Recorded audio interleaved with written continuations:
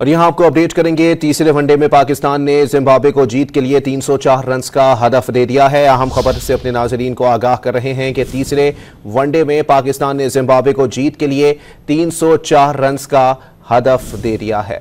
और यहां आपको अपडेट करेंगे। तीसरे वनडे में पाकिस्तान ने जिम्बाब्वे को जीत के लिए 304 रन का हदफ दे दिया है। अहम खबर से अपने नाजरीन को आगाह कर रहे हैं कि तीसरे वनडे में पाकिस्तान ने जिम्बाब्वे को जीत के लिए 304 रन का हदफ दे दिया है।